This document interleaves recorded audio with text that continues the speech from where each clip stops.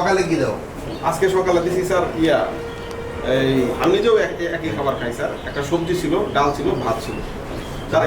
একটা বিরাট ডেইলি ডাল সবজি ভাত দিও না, মাঝে মাঝে ধরো রুটি দিও, মাঝে মাঝে খিচুড়ি দিও, বুঝছো? স্যার। মানে কি একটু ভ্যারাইটি, মানে টেস্টটা যেন চেঞ্জ হয়।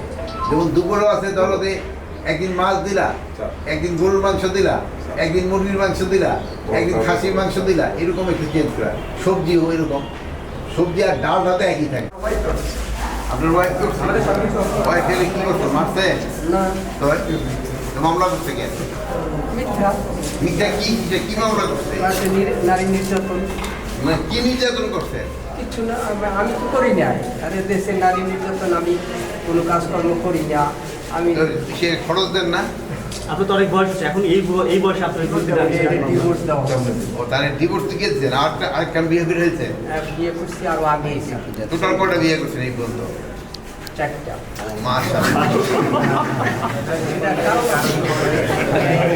মরিয়ে গেছে দুজন। ও মরে গেছে দুজন। ওই যে দুজন মরিয়ে গেছে। আর রাতে হলো দুজন। কোনো প্রকার মানে পুলিশও যাচ্ছে না, সেক্ষেত্রে সেখানে আমি কাজ করতেছি।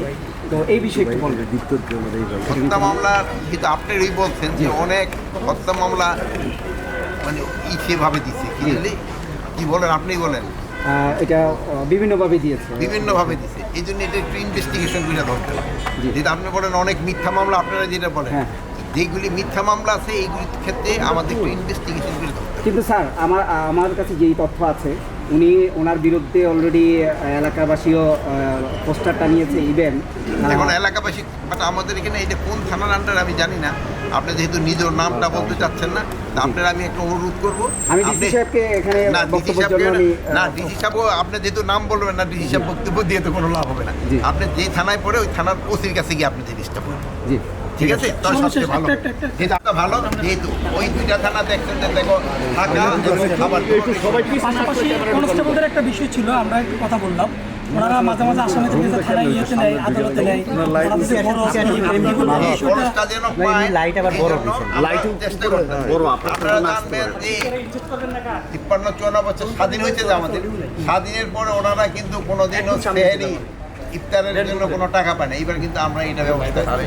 ওনাদের এইবার যে প্রীতি ভোজের এইটার জন্য কিন্তু আমরা ব্যবস্থা করি। ওনাদের যে টিএডি এর যে টাকাটা কিছু টাকা বাকি রয়েছে, আমরা এইটা চেষ্টা করতেছি। এই টাকাটা তো আমাদের অর্থ মন্ত্রণালয় থেকে আনতে হয়। আপনারা তো জানেন তো, ব্যাংক ট্যাঙ্ক তো মোটামুটি খালি করে চলে গেছে। আমরা আস্তে আস্তে এদের জন্য টাকাটা পেয়ে দেওয়ার ব্যবস্থা করতেছি। এবং এইদের ক্ষেত্রে এই যে কনস্টেবলদের ক্ষেত্রে যে 30% ঝুঁকি ভাতা, এটা আমার একটা রেস্ট্রিকশন দেওয়া। এই রেস্ট্রিকশনটা যেন উঠাই দেওয়া যায় কিনা, এটা নিয়ে আমরা চিন্তা ভাবনা করি। এই রেস্ট্রিকশনটা উঠাই দিলে তাদের অর্থনৈতিক অবস্থাটা আরেকটু ভালো।